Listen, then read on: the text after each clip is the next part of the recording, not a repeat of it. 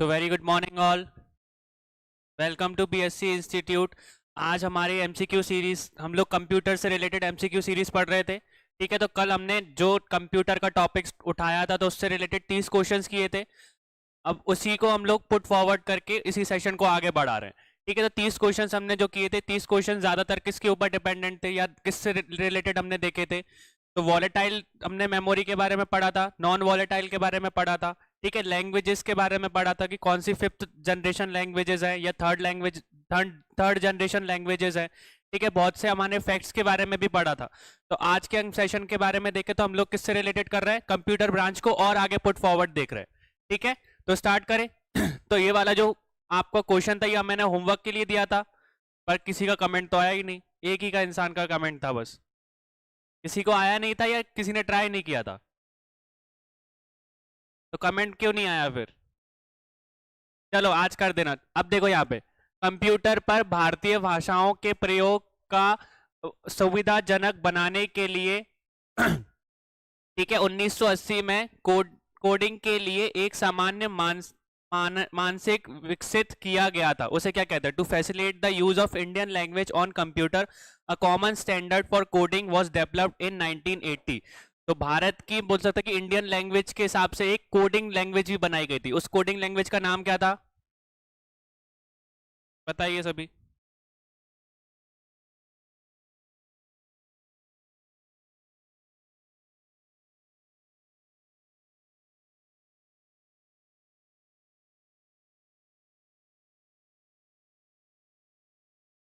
ठीक है, तो क्या था उसका आंसर? बी आंसर था ISCII। अभी क्या है ISCII? सबसे पहली चीज इसको फुल फॉर्म देख लो, क्या बता के रखा? Indian standard code for information interchange. ठीक है, एक तरीके की बोल सकते हो कि बोल सकते हैं कोडिंग प्रोग्राम या कोडिंग लैंग्वेज बनाई थी, किसके लिए? स्पेसिफिक इंडिया के लिए, इंडिया की लैंग्वेज को समझने के लिए। ठीक है, तो उसको हम लोग क्या बोलते हैं? Indian standard code for information interchange. तो वही वो बोल सकते हैं कि लैंग्वेज थी या प्रोग्रामिंग लैंग्वेज थी, जिस किसने बनाई थी? इंडिया ने बनाई थी। किसके लिए? इंडियन लैंग्वेजेस को समझने के लिए। ठीक है, वैसे ही अगर हम ASCII की बात करें तो ये कहाँ की लैंग्वेज है? अमेरिका की। बस सेम अंतर क्या है, वहां पे हम लोग इंडिया यूज कर रहे थे, यहाँ पे हम लोग क्या यूज करेंगे? अमेरिका। तो American standard code for information interchange. अब इन दोनों में अंतर क्या है? बस बोल सकते हो कि लैंग्वेज का अंतर है। और इसमें किस तरीके की चीजों को समझा जाता था? कंप्यूटर किस तरीके की लैंग्वेज को समझता था इसमें? इसमें आती थी हमारी अल्फा न्यूमेरिक। जो भी अल्फा न्यूमेरिक आपके जो लेटर्स रहते थे उनको ये कोड क्या कर सकता था? समझ सकता था। अल्फा न्यूमेरिक मतलब कि अल्फाबेट्स को भी समझता था और किसको समझता था? न्यूमेरिकल्स को भी समझता था। और वहीं पे अगर बात करें तो ये भी सेम को सेम ही है। ठीक है, इन दोनों में कोई अंतर नहीं है, बस नाम का अंतर है। तो अल्फा न्यूमेरिक की बात करोगे तो इंडियन भी क्या समझता था? अल्फाबेट्स भी समझता था और किसको समझता था? न्यूमेरिकल्स को भी समझता था। पर अगर यूनिकोड की बात करें तो यूनिकोड एक तरीके की लैंग्वेज थी जो कि किस तरीके के लेटर्स को समझता था? बस न्यूमेरिक नंबर्स को समझता था। ठीक है, बस 1 2 3 4 5 जो आपके लैंग्वेज ऑफ न्यूमेरिकल्स है उनको इस लैंग्वेज समझती थी। ठीक है, तो ASCCI और ISCCI में अंतर क्या है? दोनों में बोल सकते हैं, दोनों पहली चीज की सिमिलर क्या है कि दोनों अल्फा न्यूमेरिक है। अल्फाबेट्स भी समझते हैं और न्यूमेरिकल्स भी समझते हैं, ABCD भी समझते हैं और हमारे नंबर सिस्टम भी समझते हैं, 1 2 3 4। ठीक है, फिर वहीं पे अगर यूनिकोड की बात करें तो यूनिकोड एक तरीके की लैंग्वेज है जो कि क्या समझती है? बस न्यूमेरिकल समझते हैं, कि मतलब 1 2 3 4 1 से लेके 0 तक जो आपके नंबर सिस्टम है उसको ही समझ पाती है लैंग्वेज। क्लियर हो गया? तो यही आपका आंसर था। ठीक है, तो इंडिया के लिए स्पेशली कौन सी कोड या कौन सी लैंग्वेज बनाई गई थी? तो ASCII, Indian standard code for information interchange. ठीक है, इतना याद रखना। अब देखो एक और चीज देख लो कि अगर आपसे पूछा जाए कि जो ASCII है वो कितने बिट की लैंग्वेज है, तो 7 बिट की लैंग्वेज है। ठीक है, इसमें कितने बिट्स इंक्लूड रहते हैं? 7 बिट। अब बाद में जब हम लोग देखेंगे तो 7 बिट से स्टार्टिंग हुई थी, बाद में एक और कैटेगरी ऐड हो गई थी 8 बिट की। मतलब कि ये जो लैंग्वेज है वो दोनों में हमको देखने को मिलती है, 7 बिट में भी देखने को मिलती है और 8 बिट में भी। पर इंडिया की बात करो तो ASCCI जो है वो किस बिट में है? बस एक ही बिट में हमको देखने को मिलती है, 8 बिट में। ठीक है, तो इस तरीके के क्वेश्चन भी पूछे जा सकते हैं कि ये जो लैंग्वेज है या information standard, Indian standard code for information interchange जो है वो कितने बिट्स की मेमोरी को कंज्यूम करता है, तो 8 बिट को कंज्यूम करता है। ठीक है, 8 बिट पे मतलब टेक्नोलॉजी पे काम करता है, इतना याद रखना। नेक्स्ट देखो, कौन सा ऑपरेटिंग सिस्टम नहीं है, which one of these is not a operating system.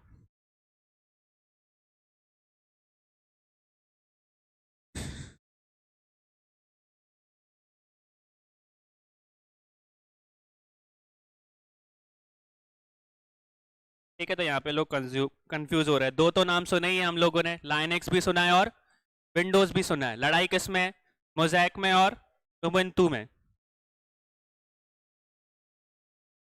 तो कौन सा नहीं है, मोज़ैक नहीं है। ठीक है, मोज़ैक की बात करो तो ये एक तरीके का क्या है, वेब ब्राउजर है। क्या है ये, वेब ब्राउजर है। और बाकी की तीन की बात करो तो बाकी की तीन क्या है, ऑपरेटिंग सिस्टम है, ओएस है। जैसे हमने विंडोज का नाम सुना है, वैसे ही लाइनक्स भी होता है। लाइनक्स बोल सकते हैं, मैंने बताया था कल, बड़ी बड़ी जो कंपनीज रहती है, जो सिक्योर्ड कंपनीज रहती है ना, उन कंपनीज में लाइनक्स ऑपरेटिंग सिस्टम यूज होता है। और बोल सकते हैं कि जो उबुंटू है ये भी किसका पार्ट है, एक तरीके से बोल सकते हैं लाइनक्स का ही पार्ट है। ठीक है, उसी के लिए बनाई गई थी ये लैंग्वेज, मतलब उसका सब पार्ट बोल सकते हो लाइनक्स का। ठीक है, तो ये चीज याद रखना, लाइनक्स और उबुंटू है जो एक दूसरे से रिलेटेड है। लाइनक्स बड़ा ऑपरेटिंग सिस्टम है, उसके अंदर छोटा सा एक डेवलप करा था जिसका नाम उन्होंने क्या रखा था, उबुंटू, तो उससे ही रिलेटेड है। और मोज़ैक की बात करो तो ये क्या है, एक तरीके का, अब कैसा वेब ब्राउजर है, अगर आपसे पूछ लिया जाए तो बोल सकते हो कि फर्स्ट वेब ब्राउजर है। कैसा वेब ब्राउजर है, फर्स्ट वेब ब्राउजर है, जो कि बोल सकते हो कि टेक्स्ट को और इमेज को एक ही जगह पे शो करता था। ठीक है, first web browser to display image with text. ठीक है, ये चीज याद रखना, पहला ऐसा वेब ब्राउजर था जो कि टेक्स्ट को और इमेजेस को एक ही जगह पे डिस्प्ले करता था।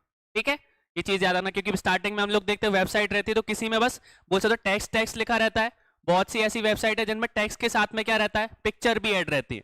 तो आप बोल सकते हो कि मोज़ैक ऐसा पहला वेब ब्राउजर था जिसमें टेक्स्ट के, बोल सकते हैं इमेज के साथ साथ क्या लिखा हुआ था, टेक्स्ट भी था। ठीक है, तो दोनों चीजें, पहला वेब ब्राउजर था, इस तरीके से याद रखना इसको। ठीक है, नेक्स्ट देखो, एक प्रकार की माध्यमिक मेमोरी कौन सी नहीं है। ठीक है, which is not a type of secondary memory. हमने कल वही चीज देखी थी, वॉलेटाइल के बारे में देखा था, नॉन वॉलेटाइल के बारे में देखा था। अब वॉलेटाइल और वॉलेटाइल के बाद ये सेकेंडरी और प्राइमरी मेमोरीज कौन कौन सी होती है, बताइए सभी।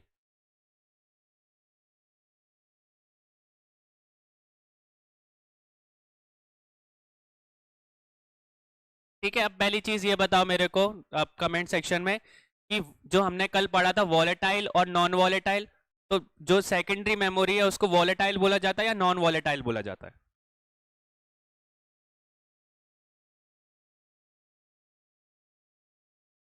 सभी लोग बताओ, आंसर करो।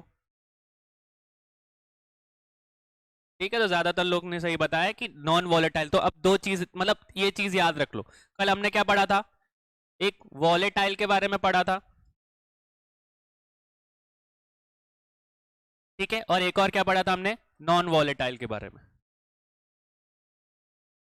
अब वॉलेटाइल और नॉन वॉलेटाइल में मैंने क्या बताया था, ये किस तरीके की मेमोरी होती है, टेम्पररी मेमोरी। मतलब कि अगर पावर सप्लाई कट हो जाए तो क्या हो जाएगी, ये मेमोरी कैसी हो जाएगी, इरेज हो जाएगी। और नॉन वॉलेटाइल की बात करो तो ये किस तरीके की मेमोरी है, परमानेंट, कि एक बार अगर आपने इसको सेव कर दिया तो वो क्या हो गया, कभी भी हटेगी नहीं। ठीक है, ये चीज याद रखना। और इसी के साथ में एक और चीज को याद रखोगे कि इसको हम लोग क्या बोलते हैं, वॉलेटाइल को प्राइमरी मेमोरी। कैसी मेमोरी बोलते हैं, और वो नॉन वॉलेटाइल को कैसे बोलते हैं, सेकेंडरी मेमोरी बोलते हैं। ठीक है, इसके एग्जाम्पल हमने देखे थे, रैम होता है और कैचे मेमोरी रहती है। और साथ में इसके देखे थे तो रोम हो सकता है। ठीक है, यूएसबी हो सकती है जो हम लोग यूज करते हैं, हार्ड डिस्क हो सकता है।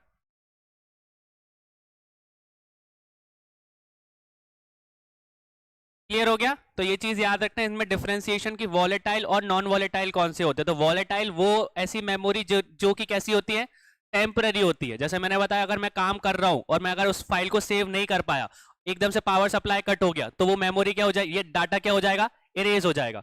पर वही चीज अगर मैंने एक बार पेन ड्राइव में सेव कर दी, पेन ड्राइव में सेव करने के बाद अगर वो चीज अगर पावर स्विच ऑफ हो भी जाता तो पेन ड्राइव से वो चीज गायब हो जाएगी क्या? नहीं होगी। ठीक है, तो वॉलेटाइल ऐसी मेमोरी होती है जो कि कैसी होती है? टेम्पररी। नॉन वॉलेटाइल कैसी मेमोरी होती है? परमानेंट। वॉलेटाइल मेमोरी को और क्या बोला जाता है? प्राइमरी मेमोरी बोला जाता है। और नॉन वॉलेटाइल मेमोरी को क्या बोला जाता है? Secondary memory. क्योंकि ये चीज भी याद रखना कि जो रैम और जो कैचे रहता है, प्राइमरी क्यों बोला जाता है? क्योंकि वो डिवाइस में ऑटोमेटिकली आता है। रैम आप कभी भी लैपटॉप को खरीदोगे या मोबाइल को खरीदोगे या आप पीसी को खरीदोगे तो उसमें रैम जो है वो प्राइमरी फॉर्म में अपने आप इनबिल्ट आता है।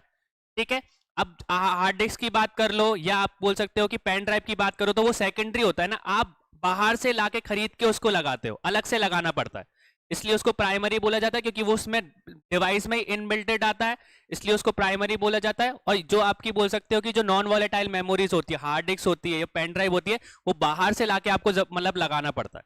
ठीक है, तो इसलिए उसको प्राइमरी और सेकेंडरी बोला जाता है। तो इस तरीके का ये डिफ्रेंसिएशन याद रखना। तो यहाँ पे हमारा क्वेश्चन क्या पूछा था? Which is not a type of secondary memory. तो सेकेंडरी मेमोरी कौन कौन सी? जो कि नॉन वॉलेटाइल है, जो कि परमानेंट रहती है। तो पेन ड्राइव हो गया, मतलब सॉलिड स्टेट ड्राइव बोल सकते हो, हार्ड ड्राइव बोल सकते हो, ये यूएसबी पेन ड्राइव बोल सकते हो, ये सारी की सारी कैसी है? सेकेंडरी मेमोरी है। ठीक है, बाहर से अलग से लाके आप उसमें लगाते हो ना। पर रैम की बात करो या रैंडम एक्सेस मेमोरी की बात करो, वो कैसी मेमोरी है? प्राइमरी मेमोरी या वॉलेटाइल मेमोरी। ठीक है, तो ये इनबिल्ट आती है उसमें।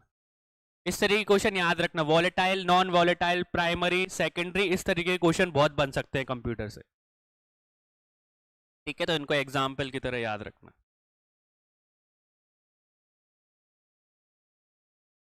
क्लियर हो गया? अब मत कंफ्यूज होना, वॉलेटाइल कौन सा होता है, प्राइमरी कौन सा होता है, सेकेंडरी कौन सा होता है, नॉन वॉलेटाइल कौन सा होता है। एक ही बार में एक चीज बता दी मैंने कि वॉलेटाइल को टेम्पररी भी बोलते हैं और टेम्पररी के साथ में प्राइमरी मेमोरी भी बोलते हैं। नॉन वॉलेटाइल को परमानेंट मेमोरी भी बोलते हैं और परमानेंट के साथ में सेकेंडरी भी बोलते हैं।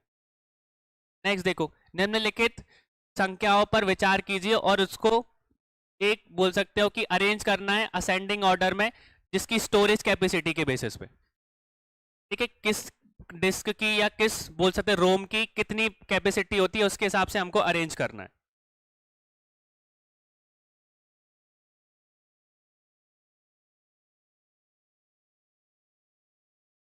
अब ये भी बता सकते हो कि हार्ड डिस्क की मैक्सिमम स्टोरेज कितनी होती है, सीडी रोम की कितनी होती है, डीवीडी की कितनी होती है।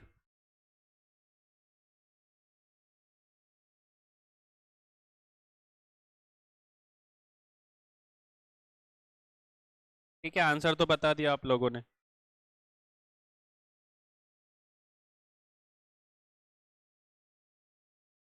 ठीक है, तो अब देखो यहाँ पे अगर हार्ड डिस्क की बात करो तो हार्ड डिस्क की मैक्सिमम स्टोरेज, अब ज्यादातर जो आपके बोल सकते हो कि मिड लेवल के जो हार्ड डिस्क आते हैं उनकी स्टोरेज कितनी रहती है?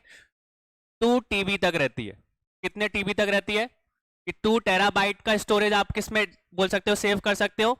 हार्ड डिस्क में कर सकते हो। सीडी रोम की बात करो तो सीडी रोम में कितनी मैक्सिमम आती है? 650 MB। कितनी आती है? 650 MB। वहीं पे डीवीडी की बात करो तो डीवीडी कितना स्टोर कर लेती है? 4 GB तक का डाटा स्टोर कर लेती है। क्लियर हो गया? अगर असेंडिंग ऑर्डर के हिसाब से देखें तो सबसे पहले सबसे छोटी कौन सी है? CD ROM. फिर उसके ऊपर कौन आती है? डीवीडी रोम। और इसके बाद हार्ड डिस्क। ठीक है, तो अरेंज करोगे तो क्या आ गया? फर्स्ट वाला आ गया कि 2 3 1। क्लियर हो गया? तो ये चीज याद रखना, हार्ड डिस्क लगभग जो एवरेज नो बाजार में मिलती है ना हार्ड डिस्क, वो मैक्सिमम कितना डाटा स्टोर कर लेती है? हमारा 2 TB तक, 2 TB तक। और जो सीडी रोम रहती है वो सबसे कम रहती है, जिसमें बोल सकते हो कितना स्टोरेज डाटा होता है? 650 MB। और डीवीडी रोम में कितना हो जाता है? 4 GB तक। ठीक है, इसके बाद एक और भी आएगा, ब्लू रे के बारे में सुना है आपने? ब्लू रे डिस्क की तो उसकी कितनी रहती है? आपने देखा होगा कि बहुत सी जो मूवीज आती है तो मूवीज जब रिलीज होती है तो आप थिएटर प्रिंट अलग होता है, एक बोल सकते हैं कि नॉर्मल प्रिंट देते हैं, ब्लू रे डिस्क अलग से दी जाती है, ब्लू रे प्रिंट अलग आता है। तो ब्लू रे की कितनी रहती है मैक्सिमम स्टोरेज? इनसे ज्यादा होगी या इनसे कम होगी? ज्यादा थी तो 25 GB तक की रहती है उसकी। ठीक है, ब्लू रे की कितनी रहती है? 25 GB तक की रहती है। नेक्स्ट देखो, निम्नलिखित में से सही युग्म की पहचान करिए। Identify the correct pair in the following. कौन सा बोल सकते हैं कि पेयर सही है?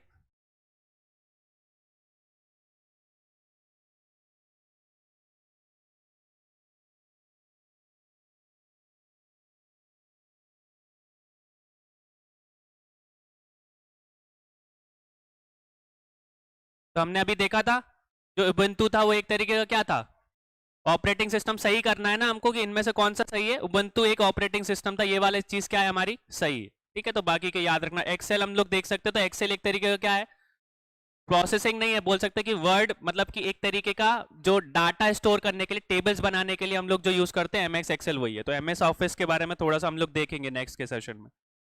ठीक है, नेक्स्ट देखो, कंप्यूटर से संबंधित में निम्नलिखित में से कौन सा समूह केबल वो जो वॉलेटाइल मेमोरी का है। In the relation to the computer which of the following group consist only of volatile memory. कौन कौन सी चीज किस में कन्वर्ट रहती है वॉलेटाइल मेमोरी में, कौन सी एग्जांपल्स आते हैं।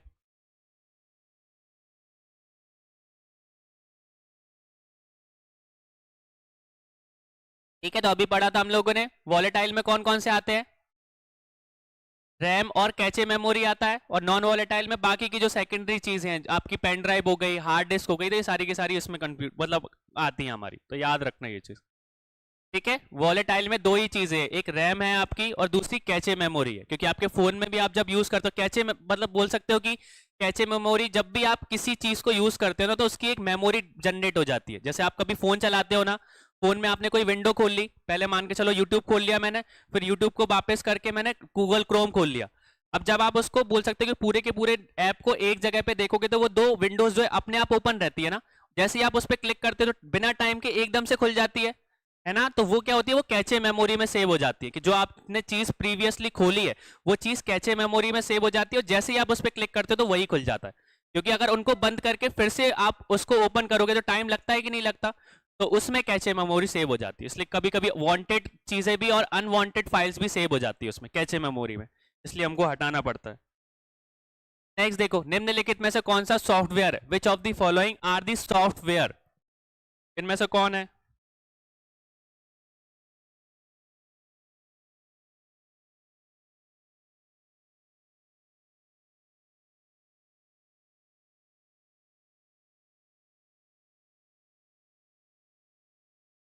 यहाँ पे सी बता रहे हैं लोग, 1 3 और 4।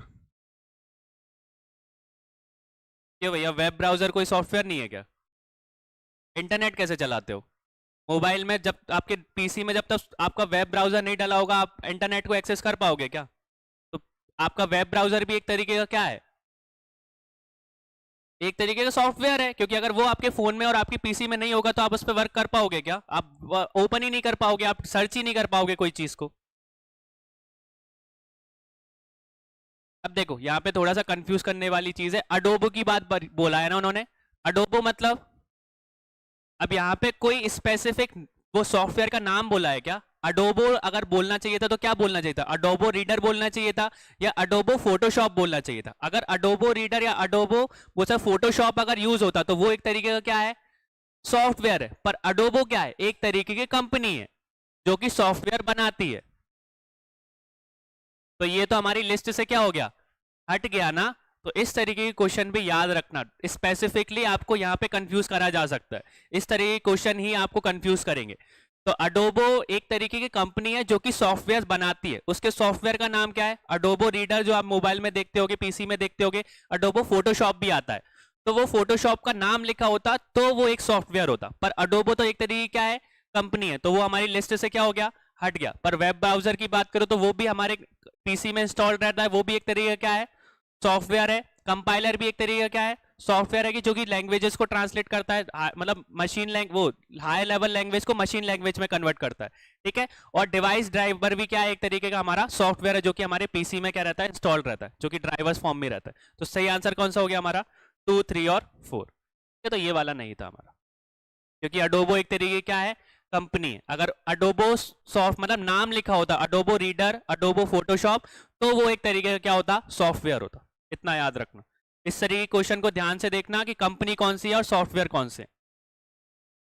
नेक्स्ट देखो, choose the option that shows the correct devices in the correct order from the minimum to the maximum capacity. अभी करा था हम लोगों ने, इसको भी बताइए किसकी कितनी ज्यादा कैपेसिटी होती है, सबसे छोटे से लेके सबसे बड़े तक की।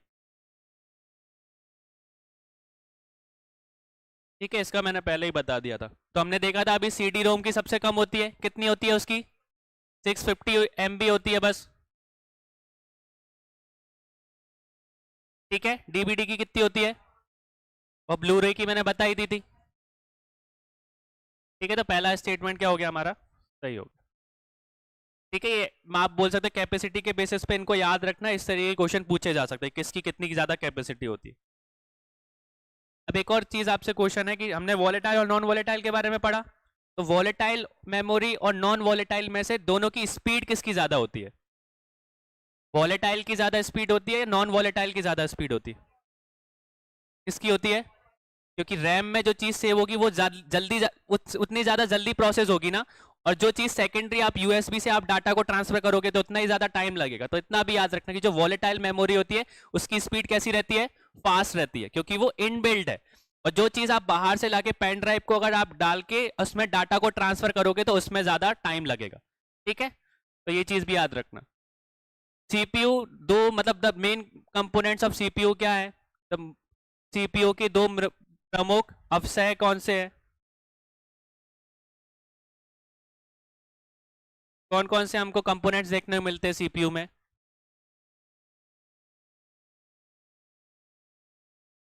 ठीक है, एक तो लिखा ही है यहाँ पे, उसका फुल फॉर्म भी बताओ जिसका आप आंसर बता रहे हो। ठीक है, तो ये अगर दो कंपोनेंट्स की बात करो तो सीपीयू के दो कंपोनेंट हम बचपन से पढ़ते आ रहे हैं, एक कौन सा है, कंट्रोल यूनिट, और दूसरा एएलयू का फुल फॉर्म बताओ। ठीक है, तो अर्थमेटिक लॉजिक यूनिट, तो ये दोनों के दोनों किसके कंपोनेंट होते हैं, सीपीयू के। चलो आपने ये तो बता दिया कि इसके कंपोनेंट होते हैं, दोनों का काम क्या होता है, कंट्रोल यूनिट क्या काम करता है, एएलयू क्या काम करता है। अब ये क्वेश्चन पूछ लिया तो ये तो बचपन वाला क्वेश्चन है, 5th क्लास से पढ़ते आ रहे हैं हम लोग। काम क्या रहता है इन दोनों यूनिट्स का जो सीपीयू में काम करते हैं,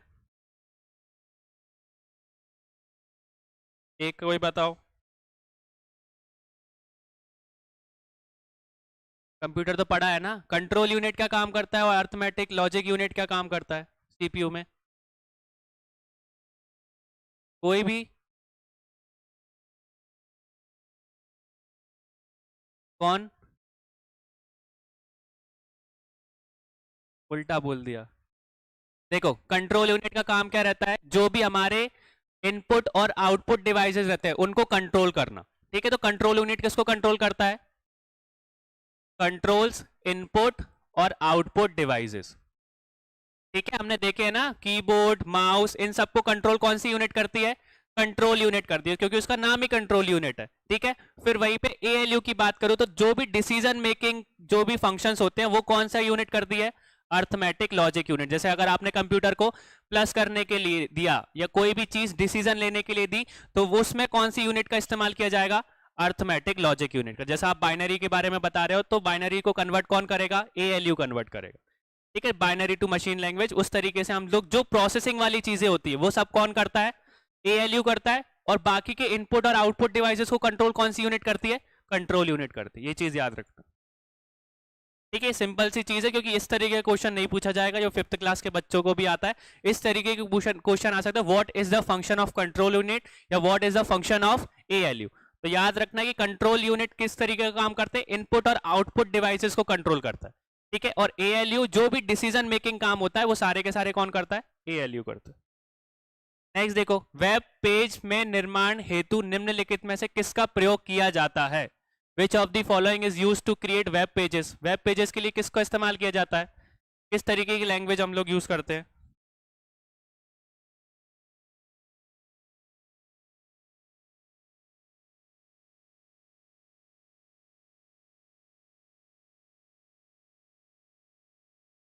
ठीक है, उसका फुल फॉर्म भी बताओ।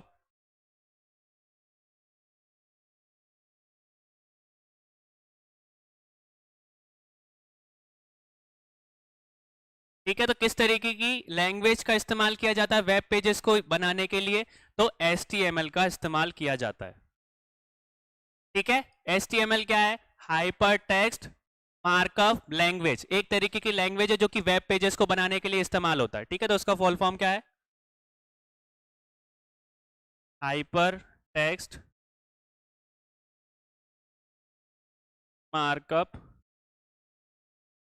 लैंग्वेज। ठीक है, अगर HTTP की बात करूं तो HTTP का फुल फॉर्म क्या होता है, हाइपर टेक्स्ट ट्रांसफर प्रोटोकॉल, और एफटीपी का फाइल ट्रांसफर प्रोटोकॉल, और यूआरएल का हमने कल देखा। लेकिन ये इस तरीके के फुल फॉर्म जरूर याद रखना, ठीक है। अगर वेब पेजेस की बात करें तो वेब पेजेस को बनाने के लिए कौन सी लैंग्वेज का यूज होता है, HTML का, ठीक है। नेक्स्ट देखो, जॉइंट फोटोग्राफिक एक्सपर्ट ग्रुप का प्रयोग किसके लिए किया जाता है, what is the JPEG use to compress, कल देखा था हमने। तो JPEG या JPG किसके लिए इस्तेमाल की थी हम लोगों ने, किसके लिए, इमेजेस के लिए। किस तरीके की इमेजेस, डिजिटल इमेजेस, ठीक है। ये चीज भी याद रखना, किस तरीके की इमेजेस होती हैं, डिजिटल इमेजेस को कंप्रेस करता है वो, ठीक है।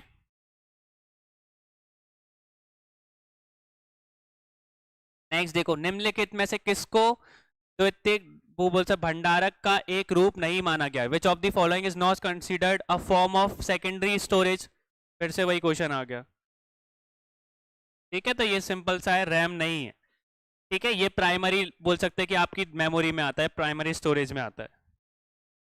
नेक्स्ट देखो, निम्नलिखित में से कौन सी युक्ति टेलीफोन लाइन पर प्रदान की संचालित करने में कंप्यूटर को सक्षम बनाती है, which of the following devices enables computer to transmit data over telephone lines, कौन सी चीज से भैया आपका बोल सकते हैं कि टेलीफोन लाइंस के थ्रू डाटा को ट्रांसफर किया जाता है।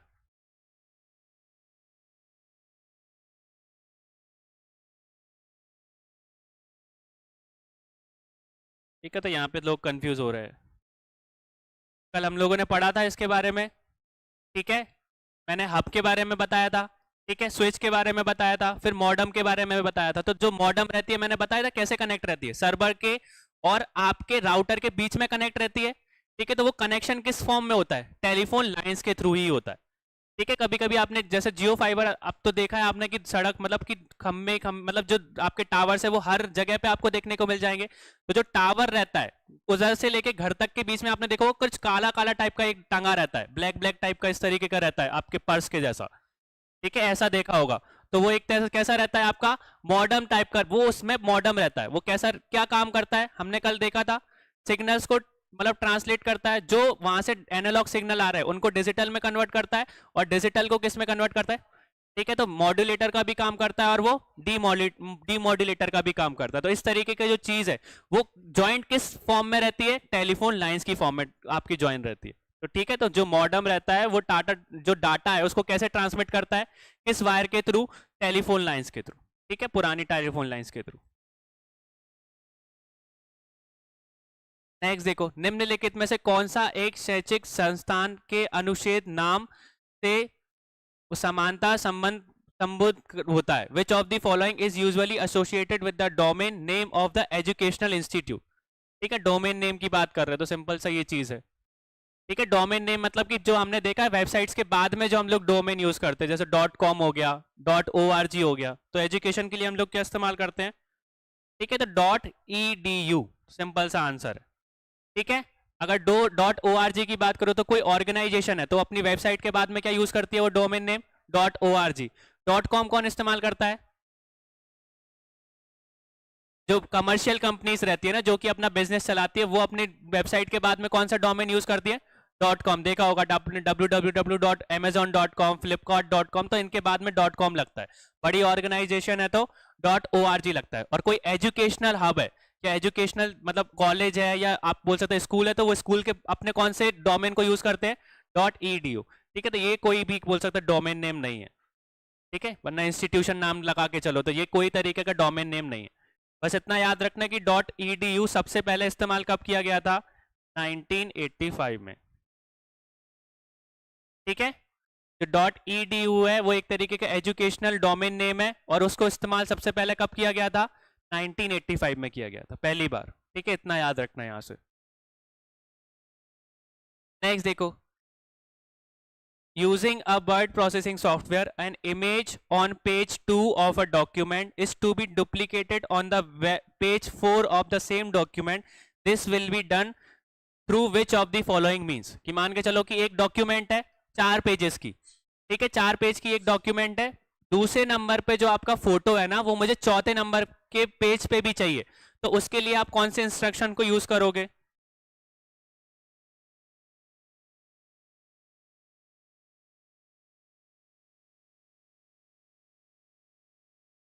ठीक है, अब यहाँ पे याद रखना कि डुप्लीकेट करने की बात हो रही है। ठीक है, अगर वहां से बिल्कुल ही हटाने की वो बात होती कि पहले दूसरे पेज पे जो इमेज है ना उसको हटाकर हमको किस पेज पे लेके जाना है, चौथे पेज पे, तो हमारा आंसर क्या होता, कट एंड पेस्ट, कि हटाकर हम लोग क्या कर रहे हैं, चौथे पेज पे पेस्ट कर रहे हैं। पर यहाँ पे क्या बोला, डुप्लीकेट करना है, कि वही की वही चीज जो दूसरे पेज पे जो इमेज है उसी उसी इमेज को हमको कौन से पेज पे चाहिए, चौथे पेज पे। तो कौन सा इंस्ट्रक्शन को यूज करेंगे, कॉपी एंड पेस्ट। ठीक है, तो ये तीन चीज याद रखना, cut, copy and paste. Cut जब किया जाता है कि जब उसको हटाकर हमको दूसरी जगह पे पहुंचाना हो, और वो उस डॉक्यूमेंट पे मतलब पेस्ट करने के लिए हमको कौन सा इंस्ट्रक्शन यूज करना पड़ता है, पेस्ट का। तो याद रखना, कॉपी तो कर लिया, उस पेज पे आपको वो चाहिए तो आपको कौन सा इंस्ट्रक्शन देना पड़ेगा, पेस्ट देना पड़ेगा। क्लियर हो गया? तो इस तरीके की स्टेटमेंट याद रखना। डुप्लीकेट मतलब कि वही की वही चीज चाहिए, अगर हटाने की बात होती कि वो उधर दूसरे पेज से हटा के चौथे पेज पे लेके आना, तो आपका आंसर क्या हो जाता, कट एंड पेस्ट। नेक्स्ट देखो, what is the computer software that runs a computer which include scheduling of task, storage and communication operation with administrators called। ठीक है, कंप्यूटर को चलाना, कंप्यूटर सॉफ्टवेयर जिसमें कार्यों की अनुसूची बनाया, बोल सकते हैं कि भंडारण, बोल सकते हैं अवधारणाओं के साथ संक्षेप संचलन शामिल है, उसे क्या कहते हैं। ठीक है, ऑपरेशंस की बात हो रही है, तो कौन ऑपरेशंस कंज्यूम करता है एडमिनिस्ट्रेशन के साथ। ठीक है, तो वो कौन है, हमारा ऑपरेटिंग सिस्टम। कौन है वो, ओएस का काम रहता है, क्या काम रहता है, यही काम रहता है कि वो टास्क को शेड्यूल करता है। ठीक है, स्टोरेज और कम्युनिकेशन की जो ऑपरेशंस रहते हैं उनको क्या करता है, गो थ्रू करता है। ठीक है, तो इसका आंसर क्या हो जाएगा, ऑपरेटिंग सिस्टम। नेक्स्ट देखो, which of the following statement are correct. उनको पढ़ो स्टेटमेंट्स को, बताओ कौन सा सही है। मॉडर्म से रिलेटेड हमने पढ़ा है, तो मॉडर्म से रिलेटेड कौन कौन से स्टेटमेंट सही है।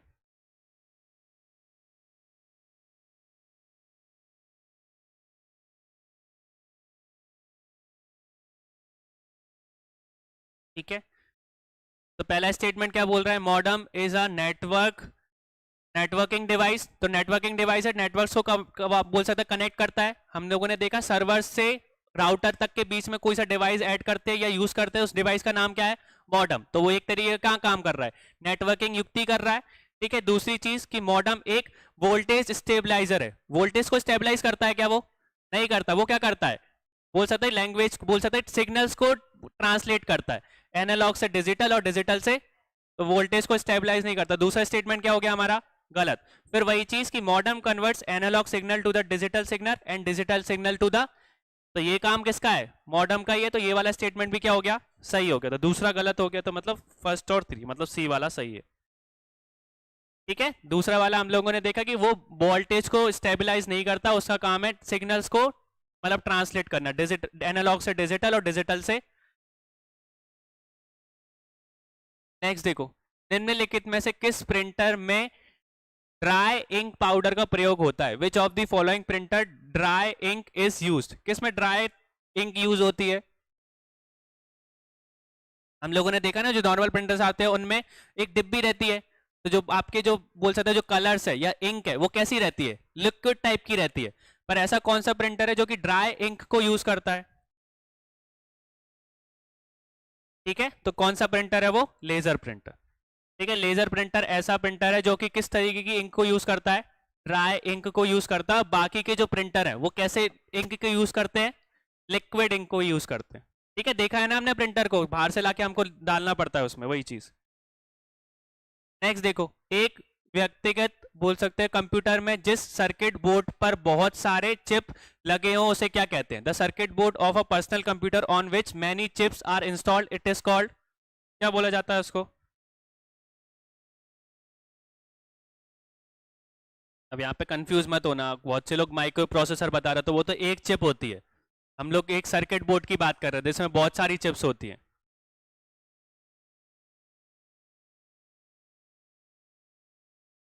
ठीक है, तो वो क्या होता है, मदरबोर्ड होता है। ठीक है, एक बोल सकते हो सर्किट रहता है और सर्किट में बहुत सारी छोटी छोटी चिप्स लगी रहती है, हमने देखा है। अब किसी भी चीज को निकालो, आप टीवी को भी निकालोगे तो टीवी में भी आपका मदरबोर्ड रहता है, पीसी में भी रहता है, बस लैपटॉप में ये कि छोटा सा रहता है। ठीक है, अब यहाँ पे एक क्वेश्चन बन सकता है कि माइक्रो प्रोसेसर की बात करी है, हम लोगों ने इंटेल का नाम भी सुना है। ठीक है, तो इंटेल बहुत पहले से बोल सकते हैं कि आपकी वो माइक्रो प्रोसेसर चिप्स बना रहा है। अब इंडिया की पहली माइक्रो प्रोसेसर चिप का नाम क्या है जो कि इंडिया ने बनाई थी?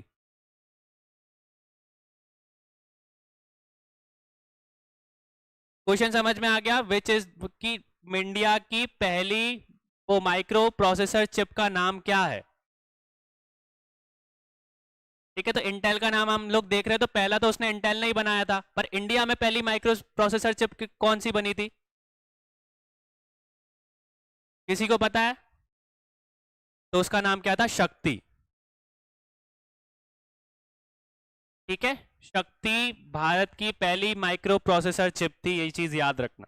अगर आपसे पूछा जाए तो इंटेल तो हमको याद रहेगा कि इंटेल पहले से बना रहा है और अभी तक भी बना रहा है। तो अभी लेटेस्ट में कौन सी चल रही है इंटेल की? ये इतना तो टेक्नोलॉजिकल तो हो गए, i9 14 जेन चल रही है अभी। ठीक है, तो ऐसे बहुत पहले से चलाता आ रहा है वो, i1 भी आई, i3 भी आई, i5 भी, 7 भी, 9 भी। तो लेटेस्ट में अभी कौन सी चल रही है? i9 14 जेन। और वहीं पे अगर इंडिया की बात करूं तो इंडिया की पहली माइक्रो प्रोसेसर चिप का नाम क्या था? तो शक्ति था। ठीक है, तो ये चीज भी याद रखनी है हम। नेक्स्ट देखो, कंप्यूटर में संबंधित कार्यों का प्रयोग हेतु यूएसबी का पूरा रूप क्या है? What is the full form of USB for the use of computer related work? USB हम लोग यूज करते हैं, किस में यूज करते हैं? हर चीज में यूएसबी है। यूएसबी बस टाइप अलग अलग है। जो हम लोग आज के टाइम पे फोन में यूज कर रहे हैं वो कौन सा टाइप है? टाइप सी है। इससे पहले कौन सा आता था? टाइप बी आता था। और जो हम फोन में जो चार्जर रहता है, जो बड़ा वाला सर्किट रहता है, उसको क्या बोलते हैं? Type A. ठीक है, अभी जो हमारी केबल्स आती है वो कैसी आती है? Type A to type C आती है। टाइप ए मतलब कि जो आपका बोल सकते हैं कि जो आपका अडेप्टर रहता है उसमें जो पिन रहती है वो टाइप ए रहती है, और हमारे फोन में जो रहती है वो कौन सी होती है? टाइप सी होती है। ठीक है, बस बोल सकते हैं आईफोन की पहले अलग आती थी जिसमें लाइटनिंग पोर्ट थी, आज के टाइम पे वो भी हमने क्या कर दी? यूनिवर्सल कर दी। तो यूनिवर्सल के कारण अब भी वो भी टाइप सी आने लगे, जो 14 मॉडल आए हैं अभी। ठीक है, तो उसको क्या बोला जाता है? यूनिवर्सल सीरियल बस। क्या बोला जाता है? यूनिवर्सल सीरियल बस। तो ये किसका फुल फॉर्म है? यूएसबी का। ठीक है, तो आज के टाइम पे हम लोग जो यूज करते हैं, तो आज के टाइम पे लेटेस्ट कौन सी है? तो सी टाइप जो है, यूएसबी सी टाइप बहुत ज्यादा बोल सकते हैं प्रचलित है, या यूनिवर्सल कर दिया है। तो इस तरीके का क्वेश्चन पूछा जा सकता है। नेक्स्ट देखो, which of the following list computer memory types from highest to lowest speed? तो स्पीड के बेसिस पे आपको बताना है कि किसकी सबसे ज्यादा स्पीड होती है और किसकी ज्यादा कम होती है। तो आपको ज्यादा से कम के बीच में आपको बताना है कि सबसे पहले सबसे ज्यादा स्पीड किस मेमोरी की रहती है और सबसे कम स्पीड किस मेमोरी की रहती है।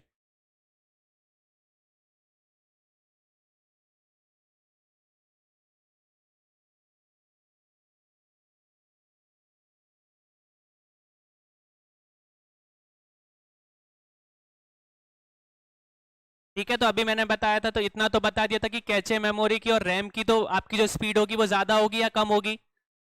ज्यादा होगी। किससे? सेकेंडरी में स्टोरेज से ज्यादा होगी। अब उससे भी ज्यादा हमारी किसकी स्पीड होती है? एक सीपीयू रजिस्टर्स की। ठीक है, सीपीयू रजिस्टर्स जो रहते हैं वो भी बोल सकते हैं कि एक तरीके की मेमोरी रहती है, वो उसकी स्पीड क्या रहती है? सबसे ज्यादा होती है। फिर इसके बाद किसकी मेमोरी की स्पीड ज्यादा होती है? कैचे मेमोरी की। फिर रैम की, और सबसे आखिरी में कौन से आते हैं? स्टोरेज की। स्टोरेज में कुछ भी डाल दो आप, हार्ड डिस्क की भी डालोगे, कितना भी आप फास्ट लेके आओ, पर रैम को वो बीट नहीं कर पाएगी।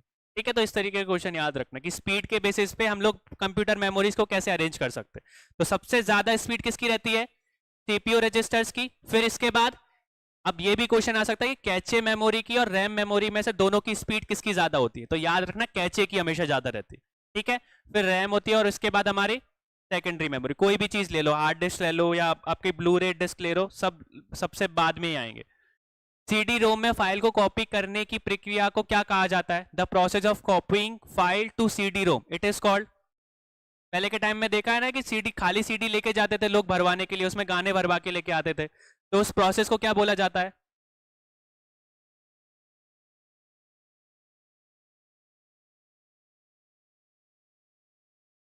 ठीक है, तो उसको क्या बोला जाता है? बर्निंग बोला जाता है।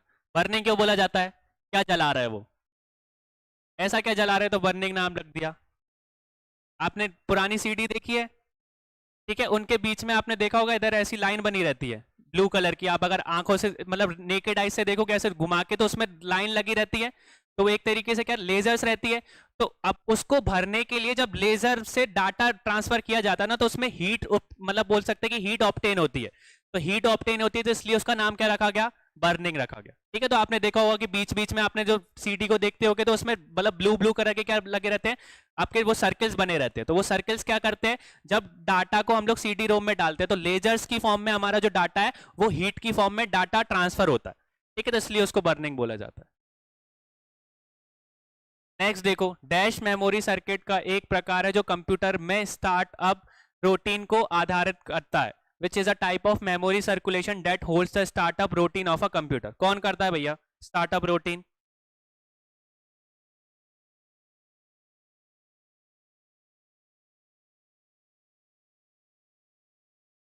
ठीक है, रीड इनिशियल मेमोरी नहीं है, रोम है, रीड ओनली मेमोरी है। ठीक है, इनिशियल जो स्टार्टअप रहता है उसका रूटीन कंप्लीट कौन करता है, रोम करता है, ये चीज याद रखना। ठीक है, नहीं सिंपल सिंपल से ऐसे डेफिनेशन वाले हैं, इनको पढ़ लेना ढंग से। नेक्स्ट देखो, प्रथम वेब ब्राउजर कौन सा है, इनमें से कौन सा एक प्रथम वेब ब्राउजर है?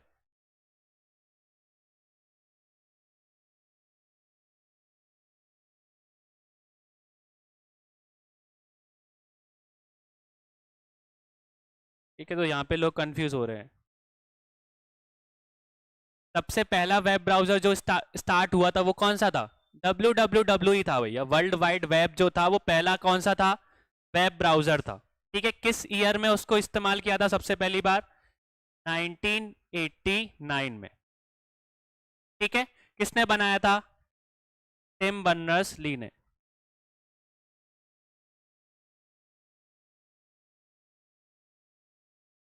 ठीक है, फिर बाद में अगर देखोगे तो इसका नाम बदल दिया गया था, वर्ल्ड वाइड वेब का नाम बदल के क्या रख दिया था उन लोगों ने।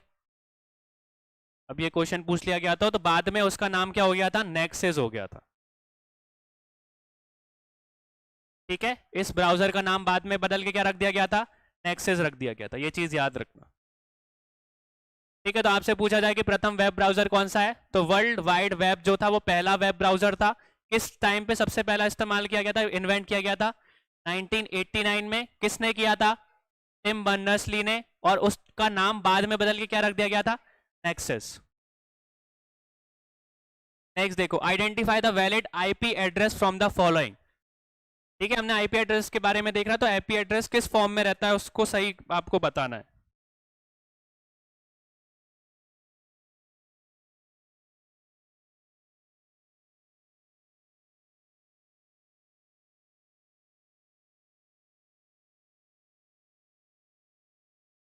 ठीक है, तो पहली चीज याद रखना, कोई भी वैलिड आईपी एड्रेस होगा ना तो वो कितने बाइनरी बिट्स का रहता है, हमारे 32 बाइनरी बिट्स का रहता है। कितने बिट्स का रहता है, बाइनरी 32 बाइनरी बिट्स का रहेगा। फिर वही को हम कितने पार्ट्स में डिवाइड कर देते हैं, उसको 4 पार्ट्स, मतलब बोल सकते हैं कि 8 8 का एक ग्रुप बना देते हैं, जिसको हम लोग क्या बोलते हैं, ऑर्केट बोलते हैं, ऑक्टेट। ठीक है, कितने ग्रुप बन जाते हैं इसके, 4 ग्रुप बन जाते हैं। तो 4 की फॉर्म में आपने देखा होगा, तो हमने जब भी लिखते हैं तो कैसे लिखते हैं, ABC डॉट आपका DEF डॉट GGI।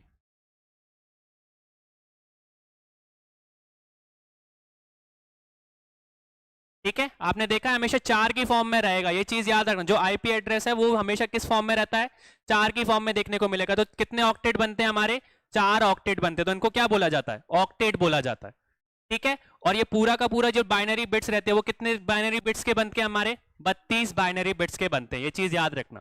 जो 32 बाइनरी बिट्स है उनको हम लोग 4 ऑक्टेट में डिवाइड कर देते हैं। तो जब भी आईपी एड्रेस आप देखोगे तो डॉट कितने होंगे आपके, 4 के सेपरेशन की फॉर्म में रहेगा, ABCD DEF.GHI.XY।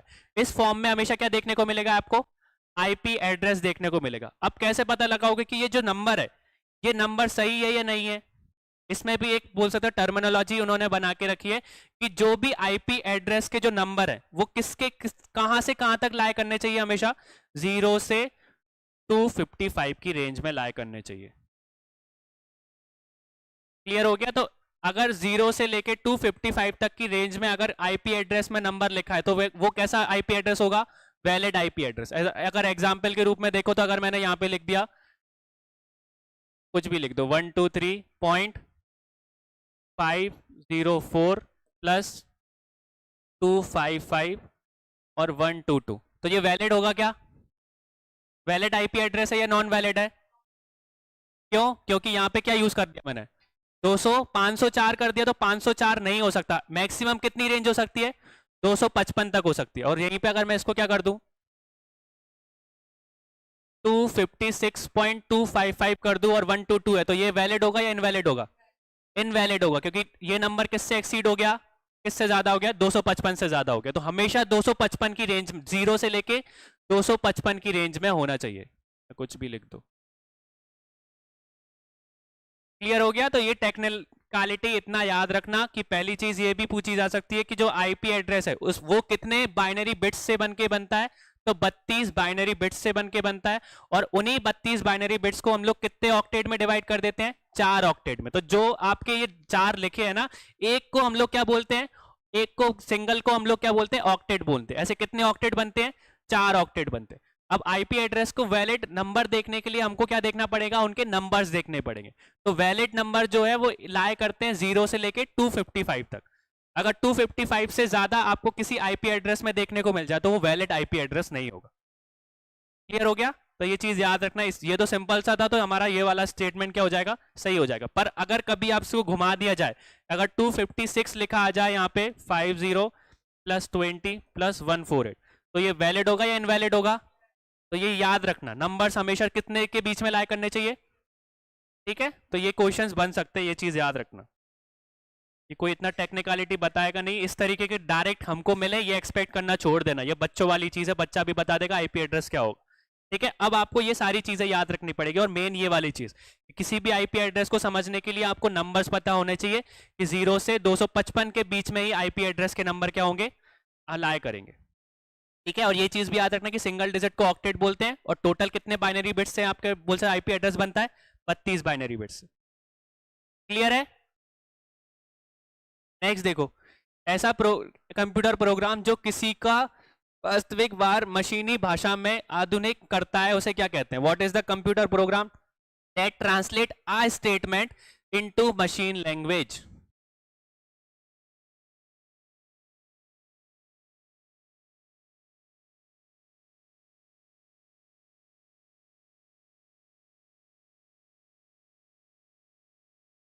हाँ, तो अलग ही आंसर आ रहा है। मुझे लग रहा था कि दो में कंफ्यूज हो गया आप।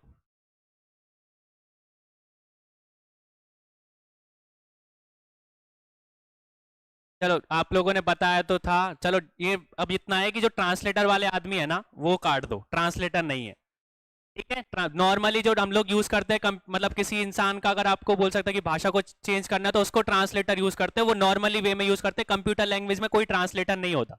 ठीक है, ये वाला स्टेटमेंट मैंने काट दिया। और स्मिलेटर भी जो है वो एक तरीके का क्या है, वो मतलब बोल सकते हैं कि वो भी इस तरीके की चीज से रिलेट नहीं करता। अब कौन सी चीज बची हमारे पास?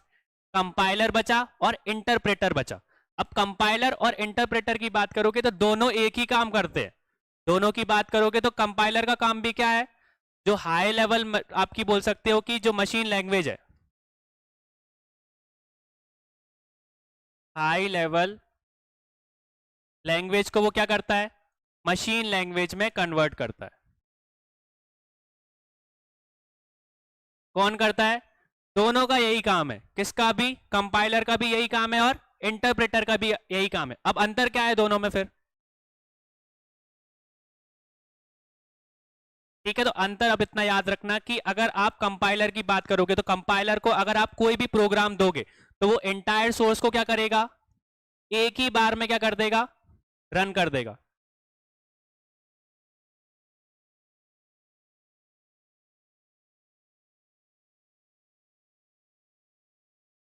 समझ में आ गया? वहीं पे अगर हम इंटरप्रेटर की बात करेंगे तो वो पूरे के पूरे सोर्स को क्या करेगा? रन तो करेगा, पर कैसे करेगा? स्टेप बाय स्टेप करेगा। ठीक है, तो इतना याद रखना।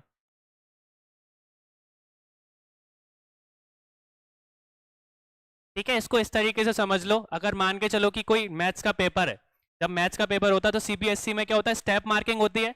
स्टेप के हिसाब से नंबर दिए जाते हैं, तो कि जो भी एग्जामिनर जो चेक कर रहा है वो क्या करेगा, स्टेप बाय स्टेप देखेगा ना। और कहीं अगर मान के चलो कि अगर डायरेक्ट आपको कंप्यूटर से अपना मतलब बोल सकते हैं कि अगर आंसर चेक कराना, तो डायरेक्ट कंप्यूटर क्या करेगा, पूरा का पूरा एक ही बार में कंपाइल कर देगा। तो वही चीज किसमें हमको देखने को मिलती है, कंपाइलर में और इंटरप्रेटर में। इतना याद रखना कि दोनों में सिमिलैरिटी क्या है, कि दोनों के दोनों हाई लेवल लैंग्वेज को किस लैंग्वेज में कन्वर्ट करती है, मशीन लैंग्वेज में। बस दोनों को अंतर क्या कर देता है कि जो आपका कंपाइलर रहता है वो पूरे के पूरा जो भी प्रोग्राम है ना उसको एक ही बार में रन कर देगा, वो पढ़ेगा नहीं स्टेप बाय स्टेप, वो डायरेक्ट आंसर देखेगा, सीधी बात ये है। ठीक है, इंटरप्रेटर क्या करेगा, स्टेप बाय स्टेप मार्किंग, मतलब स्टेप बाय स्टेप देखेगा कि सभी स्टेप सही है या नहीं है, फिर आखिरी में जाके क्या करेगा, उसको रन करेगा। क्लियर हो गया। तो यहां पे हमने क्या बात करी थी, स्टेटमेंट की बात करी थी कि एक स्टेटमेंट को मशीन लैंग्वेज में कन्वर्ट कौन सा कंप्यूटर प्रोग्राम करता है, तो कौन करता है, स्टेप की बात करी ना एक स्टेटमेंट को, तो स्टेटमेंट बाय स्टेटमेंट कौन ट्रांसलेट करता है, तो इंटरप्रेटर यहां पे आंसर आ जाएगा। ठीक है, होने को यहां पे कंपाइलर भी आ सकता था, पर एक ही वर्ड ने पूरा का पूरा गेम कर दिया, आ स्टेटमेंट बोला है। ठीक है, एक स्टेटमेंट मतलब कि स्टेप बाय स्टेप कौन रन करता है, इंटरप्रेटर करता है। ठीक है, एक साथ कौन करता है, तो आपका कंपाइलर करता है। तो ये चीज याद रखना, यहां पे एक क्वेश्चन ने पूरा का पूरा काम कर दिया। क्लियर हो गया। तो स्टेटमेंट को हमको ध्यान से पढ़ना है, क्वेश्चंस में वर्ड्स आपके इधर उधर हो सकते हैं, वर्ड्स अगर आपको समझ में आ गए तो आंसर भी आपका सही होगा। ठीक है, कोई इंसान देखेगा तो कंपाइलर भी लगाकर आ सकता है। ठीक है, अब इतना यहाँ पे याद रखना है कि जो कंपाइलर है वो भी बोल सकते हैं कि रन करता है, पर पूरे के पूरे एंटायर सोर्स को एक साथ में करता है, और इंटरप्रेटर क्या करता है, स्टेप बाय स्टेप देखने के बाद उसको ट्रांसलेट करता है। क्लियर हो गया। नेक्स्ट देखो, निम्नलिखित में से कौन सा एक ऑपरेटिंग सिस्टम नहीं है, कौन सा नहीं है, ओएस कौन नहीं है। ठीक है, तो हम लोगों ने ये भी बता रहे आईबीएम, इसको अलग से लिखना, ये आईबीएम का अलग से है। ठीक है, इसको ऐसे लिखा जाता है, ये भी एक तरीके का ऑपरेटिंग सिस्टम है।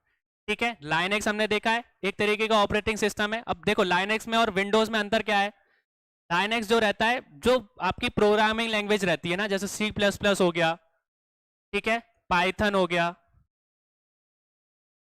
और जो जावा रहती है, उस लैंग्वेज को प्रॉपरली ट्रांसलेट करता है, या बोल सकते हैं कि प्रॉपर वे में लाइनेक्स में हम बोल सकते हैं उस लैंग्वेज को हम लोग यूज कर सकते हैं। विंडोज में भी इन लैंग्वेजेस को यूज करा जा सकता है, पर बेटर वे में कौन सा ऑपरेटिंग सिस्टम इनको सपोर्ट करता है, लाइनेक्स सपोर्ट करता है। ठीक है, अगर इस तरीके का क्वेश्चन आपसे पूछ लिया जाए कि विच ऑपरेटिंग सिस्टम, मतलब क्या कहते हैं, support C plus plus, Python and Java in better form, तो लाइनेक्स उनको अच्छे फॉर्मेट क्या करता है कि सपोर्ट करता है। विंडोज भी सपोर्ट तो कर लेता है, पर दिक्कत आती है उसमें। ठीक है, तो इसलिए जो भी बड़ी बड़ी मशीन आपकी कंपनीज रहती है वो कौन सा ऑपरेटिंग सिस्टम यूज करती है, लाइनेक्स को यूज करती है। ठीक है, क्योंकि बेटर सपोर्ट करता है। अब यहीं पे हमने देखा है कि आपने इंटरनेट एक्सप्लोरर का नाम सुना होगा, मोजिला फायरफॉक्स का नाम सुना होगा, तो वो क्या है, एक तरीके के वेब ब्राउजर है। ठीक है, ऑपरेटिंग सिस्टम नहीं है, तो हमारा सही आंसर क्या हो जाएगा, फायरफॉक्स। ठीक है, Mozilla Firefox, internet browser, Google Chrome, ये सारे के सारे किसके टाइप है, वेब ब्राउजर के टाइप है, याद रखना ये। क्लियर है। नेक्स्ट देखो, कंप्यूटर वायरस क्या है, एक तरीके का,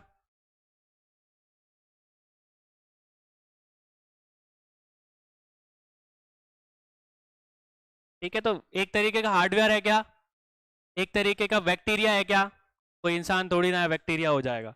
एक तरीके का सॉफ्टवेयर है क्या, हाँ ठीक है, एक तरीके का सॉफ्टवेयर है। कैसा सॉफ्टवेयर है, उसको किस तरीके का सॉफ्टवेयर बोला जाता है, which type of software is a computer virus, ये भी याद रखना, उसको किस तरीके का सॉफ्टवेयर बोला जाता है, मैलिशियस सॉफ्टवेयर। किस तरीके का सॉफ्टवेयर है ये भी पूछा जा सकता है। और दूसरे फॉर्म में इसको क्या बोला जाता है, मालवेयर भी बोला जाता है। दूसरे फॉर्म में क्या बोला जाता है इसको, और इसका काम क्या रहता है, बेसिकली अगर कंप्यूटर में वायरस आ गया तो वो क्या करेगा, जो भी डाटा स्टोर्ड है हमारे सॉफ्टवेयर में उसको क्या कर देगा, डैमेज कर देगा। ठीक है, तो वायरसेस के कारण आपका जो डाटा है वो क्या हो जाएगा, करप्ट हो जाएगा या डैमेज हो जाएगा। तो हमारी अगर कंप्यूटर की टेक्नोलॉजी में देखोगे तो उसको करप्ट डाटा बोलते हैं, डैमेज नहीं बोलते। ठीक है, अगर डाटा करप्ट हो गया तो मतलब क्या समझ में आ गया हमको, कि उसमें वायरस आ गए। ठीक है, तो उसके कारण हमारा जो सॉफ्टवेयर है, सॉफ्टवेयर से रिलेटेड जो भी डाटा है वो कैसा हो गया, करप्ट हो गया, कि अब उसको यूज नहीं कर सकते। क्लियर हो गया। तो ये चीज याद रखना कि जो वायरस है आपका एक तरीके का कैसा सॉफ्टवेयर है, मालिशियस सॉफ्टवेयर है उसको दूसरी फॉर्म में क्या बोलते हैं हम लोग, मालवेयर भी बोलते हैं। नेक्स्ट देखो, निम्नलिखित में से कौन सी प्रोग्रामिंग भाषा नहीं है, which of the following is a not a programming language, तो कौन सी नहीं है? ठीक है, तो ये सिंपल सा क्वेश्चन है। माइक्रोसॉफ्ट ऑफिस क्या है, एक तरीके का सॉफ्टवेयर है जिससे हम लोग क्या करते हैं, माइक्रोसॉफ्ट ऑफिस में सब कुछ आता है, वर्ड आता है आपका, एक्सेल आता है, पावर पॉइंट आता है, तो ये सारे के सारे आपके उसके पार्ट है, सॉफ्टवेयर है एक तरीके का। ठीक है, तो लिख लेना इसको। ठीक है, और बाकी की पास्कल, जावा और सी प्लस प्लस क्या है? पास्कल भी याद रखना, वरना पास्कल को आप प्रेशर से याद रखो, पास्कल भी एक तरीके की लैंग्वेज है ना। और कौन सी जनरेशन की है ये? थर्ड जनरेशन की है भैया। कल ही हम लोगों ने देखा था जो मरकरी थी आपकी, और बोल सके ओरेक OPS 5 थी, वो सारी फिफ्थ जनरेशन की है जो कि AI बेस्ड है। ठीक है, जो C++, पाइथन बेसिक और हमारी जो पास्कल है, ये सारी की सारी किस जनरेशन में आती है? थर्ड जनरेशन में। थर्ड जनरेशन में AI यूज नहीं होता था। नेक्स्ट देखो, HTML DNS का उपयोग क्या बनाने के लिए किया जाता है? What is HTML DNS use to create? किस चीज को बनाने के लिए यूज करते हैं हम लोग? ठीक है, तो अभी देखा था हमने HTML से क्या बनाए जाते हैं, वेब पेजेस बनाए जाते हैं। अब आपसे कोई पूछ ले कि व्हाट इज अ वेबसाइट, ठीक है, हाँ, तो ये चीज याद रखना कि जो वेब पेजेस रहते हैं उन वेब पेजेस को लिंक्ड करके हम लोग किसका फॉर्म करते हैं, वेबसाइट को फॉर्म करते हैं। तो आप जब वेबसाइट को ओपन करते होगे तो अलग अलग वेब पेजेस होते हैं ना, तो वेबसाइट पूछ लिया जाए तो ये किसका समूह है, किससे लिंक्ड रहते हैं, वेब पेजेस को लिंक्ड करके हम लोग क्या बनाते हैं, वेबसाइट बनाते हैं। नेक्स्ट देखो, इंटरनेट वाले कंप्यूटरों की पहचान किससे होती है? Who identify computers connected to the internet? कैसे पता करते हैं हम लोग? हम लोगों ने देखा है ना क्राइम पेट्रोल में और CID में, अगर किसी का फोन ट्रेस करना होता तो क्या पता करते हैं उसका? ठीक है, अब मैंने बताया था IP एड्रेस भी दो तरीके के होते हैं। ठीक है, मेन चीज तो वही है कि IP, अगर CID वालों को अगर मेन आपको केस सॉल्व करना रहता तो बस वो फोन कॉल को ट्रेस कर लेते, या तो इंटरनेट के बारे में IP एड्रेस पता कर लेते।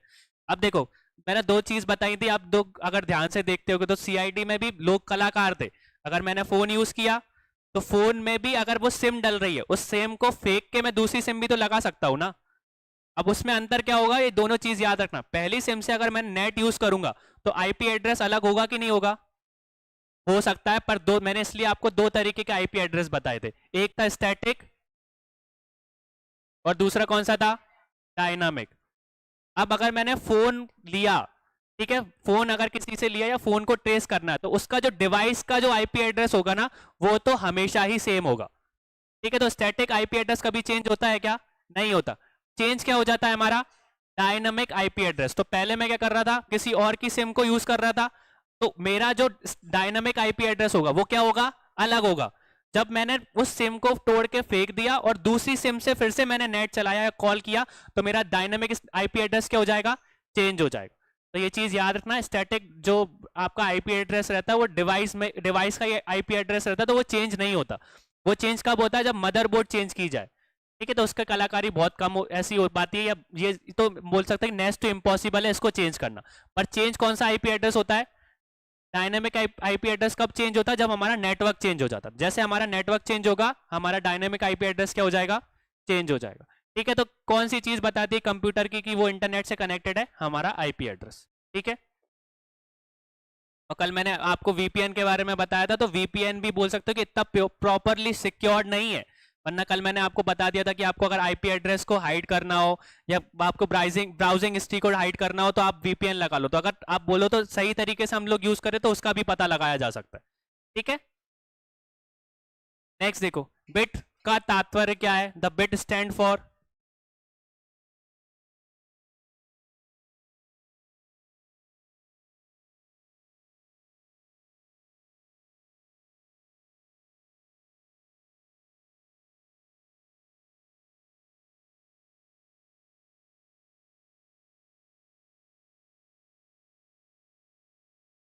ठीक है, तो बिट का तात्पर्य क्या होता है, बाइनरी डिजिट से। किससे रिलेशन होता है, बाइनरी डिजिट थे, ठीक है। बिट का मतलब क्या होता है, हम लोग देखते हैं ना 8 बिट, तो वो क्या होते हैं, बाइनरी डिजिट्स होते हैं। क्लियर हो गया। नेक्स्ट देखो, what do you need to put web pages on www, किस चीज की आपको जरूरत पड़ती है www पर वेब पेजों को डालने के लिए आपको आवश्यकता है, किस किस चीज की आवश्यकता है।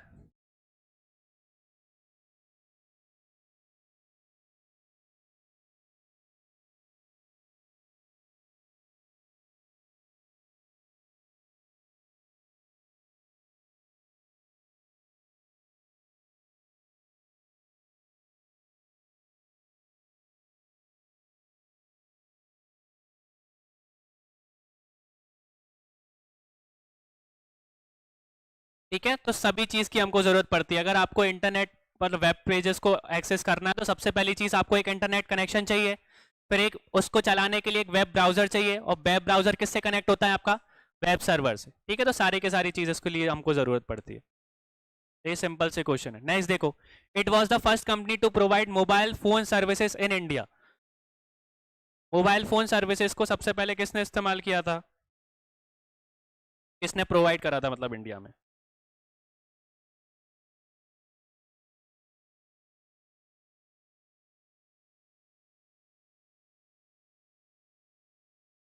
ये एयरटेल नहीं था, एयरटेल से पहले भी एक एग्जिस्ट करता था, और उसके पहले भी एक और एग्जिस्ट करता था। अगर पूरी कहानी सुनाऊंगा तो बहुत ज्यादा हो जाएगा, पर अगर पहली कंपनी जिसने, आप बोल सकते कि भारत में मोबाइल फोन की ऐसी प्रथम सेवा देने वाली कंपनी कौन थी, तो वीपीएल थी। कौन थी। ठीक है, तो जीएसएम के बारे में सुना है आपने, ग्लोबल सर्विस फॉर मोबाइल। तो जीएस पहले आप देखोगे तो जो सिम थी वो दो तरीके की आती थी, एक जीएसएम आती थी और एक सीडीएमए आती थी। ठीक है, दो तरीके की आती थी, पर पहले जो जीएसएम वाली जो सिम थी वो किसने बनाई थी, हमारे बीपीएल ने बनाई थी। ठीक है, और एक बोल सकते हो जो सीडीएमए टाइप की जो आपकी सिम आती है वो किसने बनाई थी, एक मोबाइल नेट टाइप का एक बोल सकते हो कि एक कंपनी थी जिसने बनाई थी। उसमें बोल सकते हो कि दो लोगों का पार्टनरशिप था, एक इंडिया के मोदी थे, ठीक है, और ऑस्ट्रेलिया के हमारे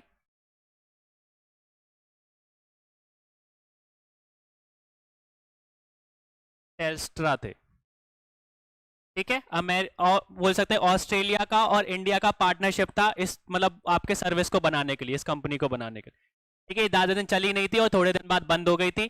इसके बाद में कौन आया था, हमारा बीपीएल आया था। ठीक है, जिसने किस टेक्नोलॉजी पे हमारी सिम बनाई थी, जीएसएम पे बनाई थी, ग्लोबल सर्विस फॉर मोबाइल। ठीक है, ये सीडीएमए के ऊपर थी। अब आपसे क्वेश्चन पूछा जाता है, जा सकता है कि पहला मोबाइल फोन जो कि इंडिया में इस्तेमाल किया गया था वो कौन सा था।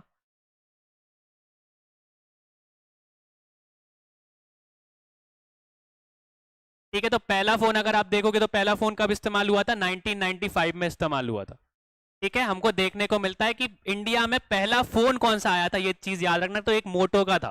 ठीक है, मोटोरोला का। ठीक है, आगे नहीं जा रहा, मोटोरोला का डायना डीएमएक्स 800 उसका नाम था। ठीक है, तो वो एक मोबाइल फोन था जो कि हमारे भारत में सबसे पहले आया था।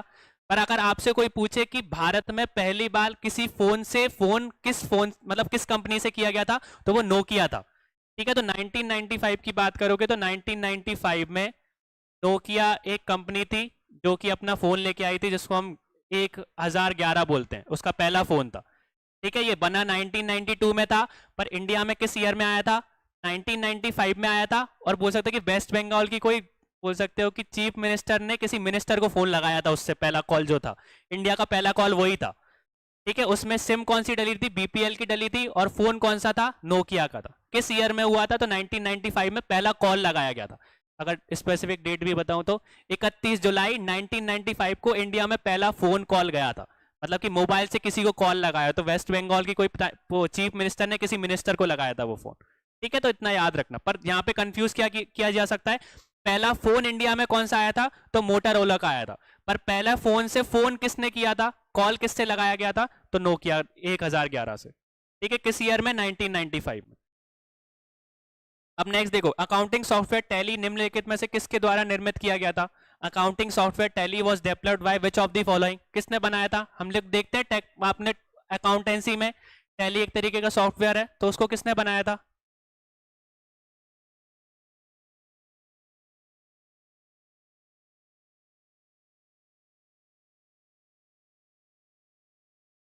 ठीक है, तो किसने बनाया था? टीसीएस ने बनाया था। हमने पढ़ा था टीसीएस के बारे में, क्या होता है फुल फॉर्म टीसीएस का? ठीक है, किस ईयर में बनाया था? 1986 में। क्लियर हो गया? तो जो टैली सॉफ्टवेयर हम आज के टाइम पे भी मतलब इस्तेमाल करते हैं वो किसने बनाया था? टीसीएस ने बनाया था। किस ईयर में बनाया था? 1986 में बनाया था। नेक्स्ट देखो, कंप्यूटर प्रोग्राम में त्रुटियों को क्या कहा जाता है?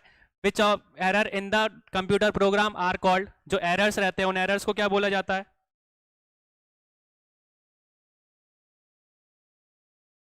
ठीक है, कोई भी कंप्यूटर प्रोग्रामिंग आप देखते होगे तो जब प्रोग्रामिंग में कोई एरर आता है तो उसको क्या बोला जाता है? बग्स बोला जाता है।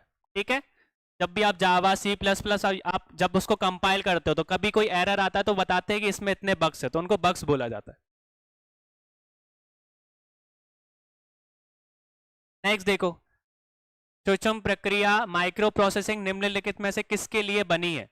किस चीज के लिए बनाई गई है माइक्रो प्रोसेसिंग चिप?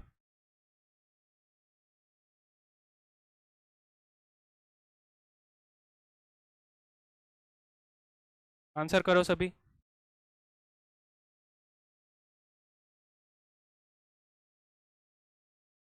ये जो माइक्रो प्रोसेसिंग चिप जो इंटेल आती है वो किसके लिए बनाई जाती है? मोबाइल फोन के लिए बनाई जाती है। स्पेसिफिकली किसके लिए बनाई जाती है? पीसी और लैपटॉप्स के लिए बनाई जाती है कि नहीं बनाई जाती है? तो कंप्यूटर के लिए बनाई जाती है भैया। ठीक है, तो माइक्रो प्रोसेसिंग चिप्स जो है वो सारी की सारी चिप्स किसके लिए बनाई जाती है? कंप्यूटर के लिए बनाई जाती है। तो कंप्यूटर में आपका लैपटॉप भी आ जाएगा, आपका पीसी भी आ जाएगा। तो डिजिटल सिस्टम के लिए नहीं बनाई जाती। डिजिटल सिस्टम में आपकी स्मार्ट वॉच वगैरह सब आ जाएंगी, तो उसमें हमने चिप देखी है, पर स्पेसिफिकली किसके लिए बनाई जाती है? कंप्यूटर के लिए। नेक्स्ट देखो, a keyboard has at least how many keys? मतलब कि एक कीबोर्ड में लगभग कम से कम कितनी की होनी चाहिए?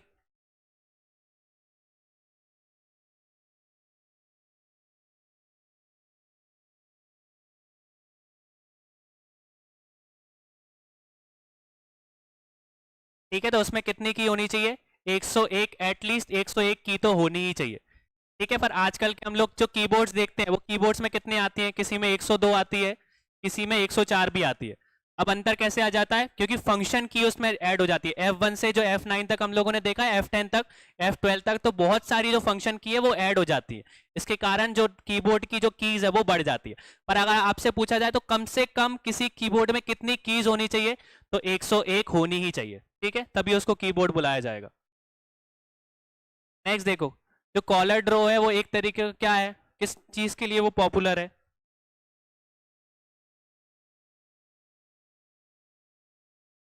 जो कॉलर ड्रॉ है वो एक तरीके का किसके लिए फेमस है वो?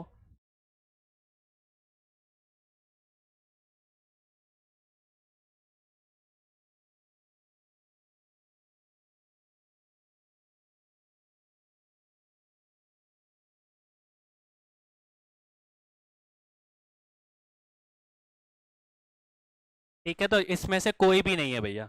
ऑटो कैड के बारे में सुना है आप लोगों ने? कोई किसी ने सिविल इंजीनियरिंग करी हो तो?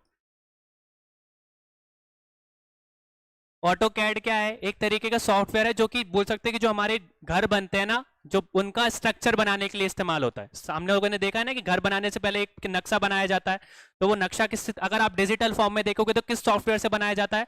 ऑटो कैड से बनाया जाता है। ऑटो कैड किस में आता है हमारा?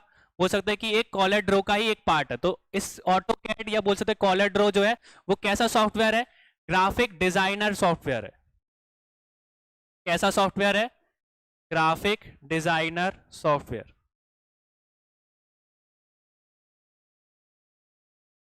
ठीक है, तो इनमें से कोई भी नहीं है, ना ही वो प्रोग्रामिंग लैंग्वेज है, ना इलस्ट्रेशन प्रोग्राम है, ना टेस्ट प्रोग्राम है। वो कैसा प्रोग्राम है? एक तरीके का सॉफ्टवेयर है, ग्राफिक डिजाइनर प्रोग्राम है, या बोल सकते हैं सॉफ्टवेयर। ठीक है, उसमें हमारे जो बोल सकते हैं कि जो घर के बोल सकते हैं स्ट्रक्चर बनाया जाता है ना, उस स्ट्रक्चर का पूरा बेस हम किस सॉफ्टवेयर से बना सकते हैं?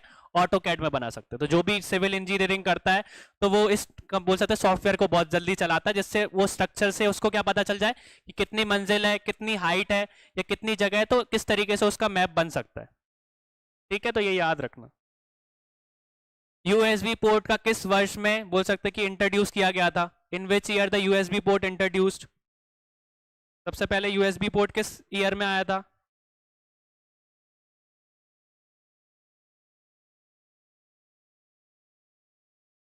ये तो सबसे पहले इस्तेमाल कब किया गया था यूएसबी पोर्ट का? 1996 में किया गया था। ठीक है, किस में किया गया था? 1996 में। नेक्स्ट देखो, सेटिस्फाई ऑब्जेक्ट ओरिएंटेड, ये रहने देना क्वेश्चन। नेक्स्ट देखो, which electronic device are used in the second generation computer. ठीक है, तो ये आपका क्वेश्चन ऑफ द डे है। इसका आंसर आपको कहां पे देना है? कमेंट सेक्शन में देना, और सबको देना है भैया। ठीक है, तो क्वेश्चन पढ़ लो ध्यान से। तो क्वेश्चन क्या बता के रखा है कि किस विच electronic devices is used in the second generation computer. तो जो सेकंड जनरेशन कंप्यूटर्स थी उसमें किस तरीके का उपकरण का इस्तेमाल किया जाता था। ठीक है, क्लियर हो गया। तो हमने जो कंप्यूटर से रिलेटेड ज्यादातर जितने भी एमसीक्यूज थे उनको सॉल्व किया, उनसे रिलेटेड जो भी फैक्ट्स वगैरह थे उनको समझा, कुछ हमने फैक्चुअल चीजें भी देखी और कुछ कॉन्सेप्चुअल चीजें भी देखी। तो जो चीज हमने पढ़ी है उसको अच्छे से रिवाइज कर लेना सभी। ठीक है, मेन फोकस हम लोगों ने इसमें यही दिया है कि कौन सी कॉन्सेप्चुअल चीजें पूछी जा सकती है और उनसे रिलेटेड कौन कौन से फैक्ट्स है। ठीक है, क्लियर है। कल से हम लोग नया सब यूनिट स्टार्ट करेंगे। Thank you.